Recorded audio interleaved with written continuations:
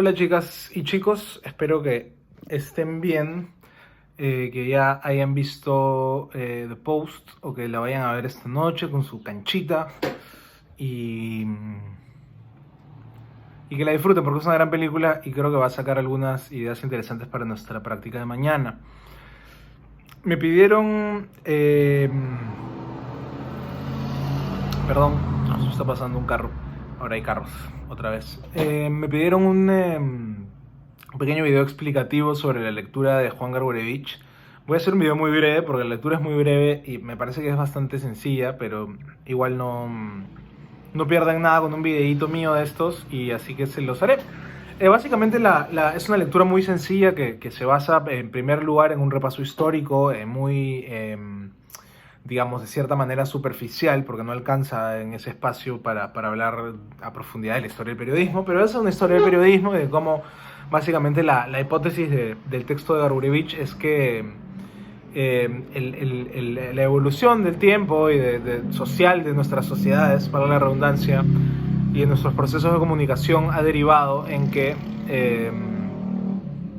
Dios mío, los carros, ha derivado en que más que periodistas, los periodistas han tenido o hemos tenido que convertirnos en comunicadores y me pareció una idea muy interesante dado que este es un curso de comunicaciones. Entonces, voy a hacer el mismo repaso que ha hecho Juan, explicando de repente Juan Garburevich, explicando algunas de las cosas que quizás no han quedado claras.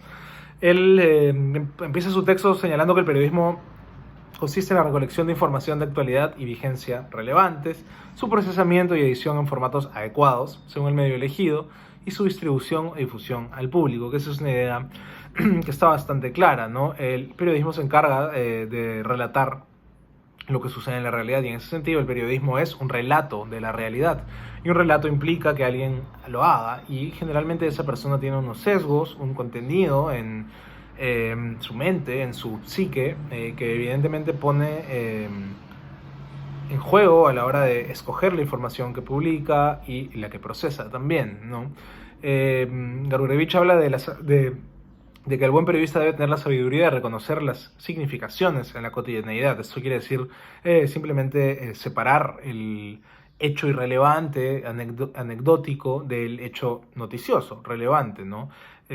Está el famoso dicho de un famoso periodista que dice que una noticia no es cuando un perro muerde a un hombre, sino cuando un hombre muerde a un perro. Y eso quiere decir que llueva hacia abajo no es una noticia, es lo normal, ¿no? La noticia sería que comience a llover hacia arriba. La noticia generalmente es algo que no es parte de lo habitual, ¿no? Y si es algo parte de lo habitual es porque es un fenómeno que hay que explicar a veces, ¿no? Digamos que un feminicidio uno podría llegar a decir que tristemente es parte de lo habitual en sociedades como la nuestra, pero no porque es parte de lo habitual vamos a dejar de cubrirlo, no, por el contrario. Es tan habitual que conviene que lo expliquemos y que lo cubramos para entender la real dimensión del problema, en este caso de los feminicidios, ¿no? Garburevich habla de que la escritura y la imprenta dan luz a la censura institucionalizada, ¿no? Al final difundir ideas que cuestionen gobiernos, personas, empresas, siempre hace que haya gente que quiera detener esas noticias y silenciar esas voces, ¿no? Mientras más gente había mayor necesidad de consumir información. Y mientras más necesidad de consumir información hubo, más personas necesitaban comprar periódicos. Básicamente es tan simple como eso. Había más gente que necesitaba más información, entonces se necesitaban más periodistas, más medios de comunicación, y así se fue generando la sociedad de masas, ¿no? La sociedad de información.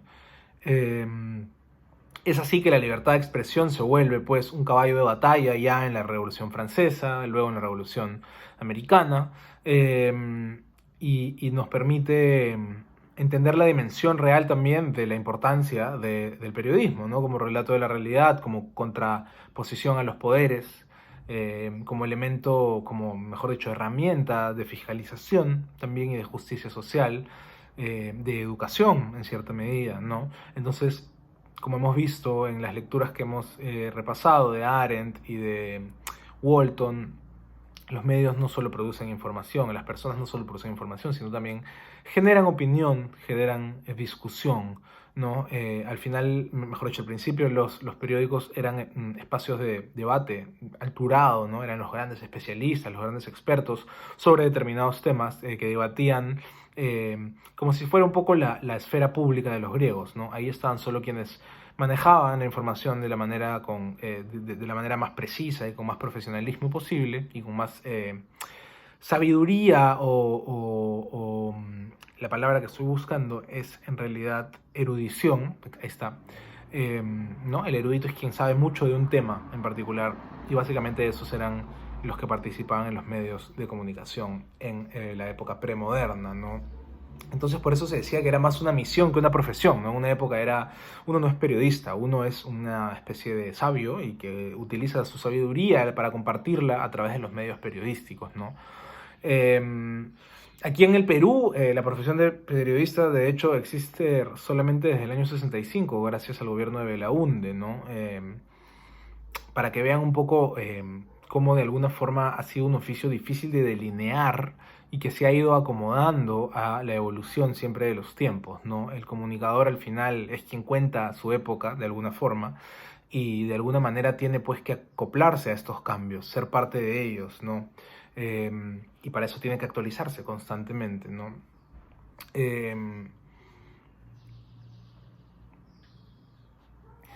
¿Qué más? Bueno, luego Garburevich habla más bien de la evolución, ¿no? Y esto es parte central de su texto del periodismo a las comunicaciones en general, cómo nos hemos tenido que volver comunicadores, además de periodistas, o incluso antes que periodistas, ¿no? La noción de comunicación abarca una multitud de sentidos, dice el autor. La proliferación de las tecnologías y la profesionalización de las prácticas no han hecho sino sumar nuevas voces a esta polifonía en un final de siglo que hace de la comunicación la figura emblemática de las sociedades del tercer milenio, es decir,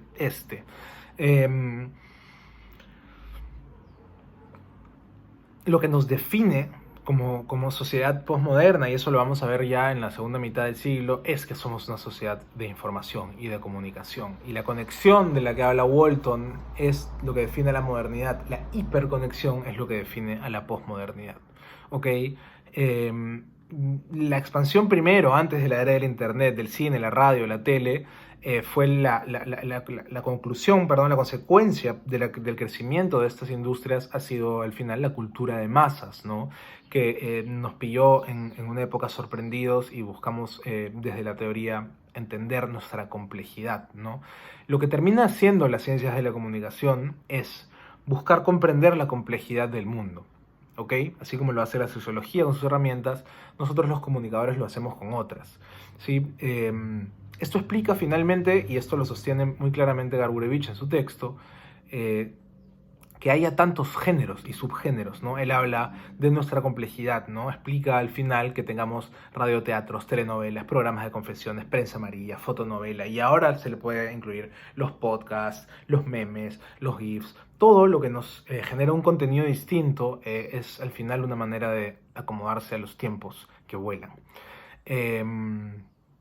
Nos hemos tenido pues que acoplar y ya no basta con ser un todoterreno como antes eran, ¿no? Este es un periodista que podría ser de todo. Ya no existe eso. Nos piden que lo seamos, ¿sí? Que el periodista sepa escribir, editar un video, editar una entrevista, hacer una entrevista en vivo, tomar fotos, editar fotos, y finalmente el periodista que diga que sepa hacer todo eso puede ser que diga la verdad, pero es muy posible, por no decir totalmente probable, que si es que haces todas esas cosas, al menos alguna de ellas no la hagas tan bien. Por eso es que hay editores de video y hay editores de texto, y hay directores de arte, y hay colorizadores, y hay correctores de estilo, y hay entrevistadores y periodistas que cuentan historias, y otros que hacen entrevistas, y otros que hacen un minuto a minuto de un evento. Entonces hay un poco de todo y ya no sirve ser un especialista en todo, sino que hay que ser especialista en cada campo, ¿no?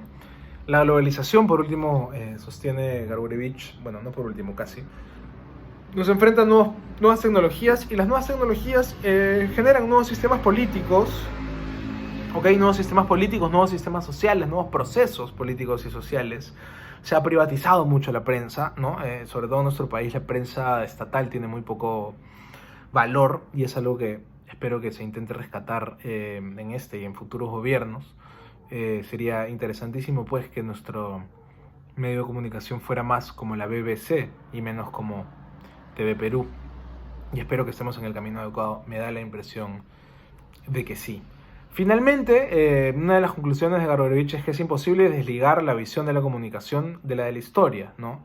Porque la historia nos pisa los talones y no podemos ver pasar sin nuestra participación. Al final, mucho se ha dicho de que los periodistas son los historiadores del tiempo del presente, ¿no? Los historiadores del presente. Contamos las historias que suceden en el presente.